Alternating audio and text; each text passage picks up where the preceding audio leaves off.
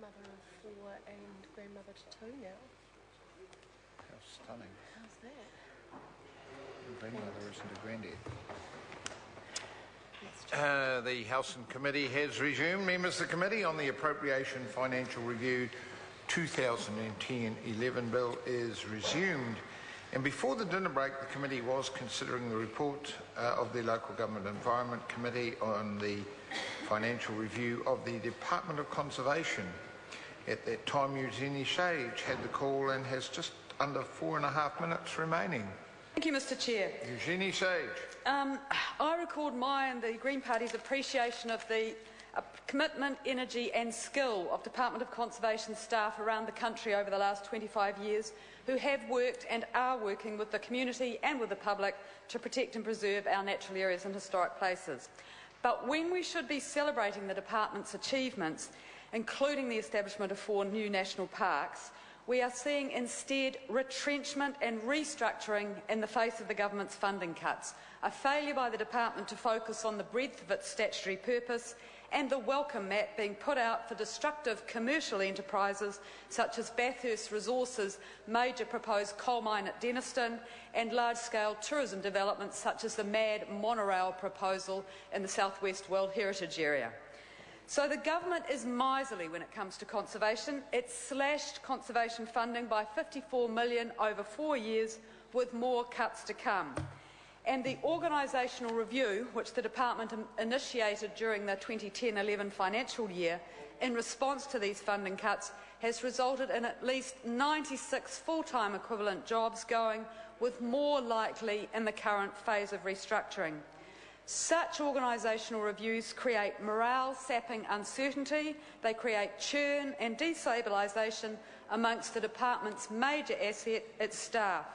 They cause a loss of productivity and performance as staff focus on whether they will have a job or not, and the redundancies mean a loss of institutional knowledge, a loss of expertise and a loss of capacity. And it also means, Mr. Chair, that large sums are being spent on organisational reviews, consultants' reports, rather than on real conservation. These restructuring costs to date include $1.48 million on the first phase, the review of financial services, another $5 million on the review of what departmental managers call support services, and support services are in fact the planners, the lawyers, the technical specialists, the ecologists, who are absolutely crucial to the department's advocacy under the Resource Management Act to protect conservation values outside the conservation estate, to protect our rivers against dams, to protect wetlands on private land that are threatened with drainage. And it's this advocacy which the department is retreating from, vital work. And the department is predicting that it will spend another $5 million in the current financial year on the next stage of its restructuring proposals, and that will target the kahikatea face of conservation. The field centres and area offices and further job cuts there are likely. So that's $11.5 million over 2 financial years on the cost of restructuring, which is not being spent on real conservation work, and that's nearly 3.6% of the department's budget. So there are around 3,000 threatened species in New Zealand, and many continue to decline because of the impact of introduced predators. The department is on the cutting edge of pest control, with its expertise for control on large islands like Campbell and its success in rat eradication there being sought after internationally. Yet with the reduced funding, the department is only able to actively manage 10% of our threatened species. About 216 species have active threat management plans in place, and the department's only able to sustain possum control over 13% of the conservation estate.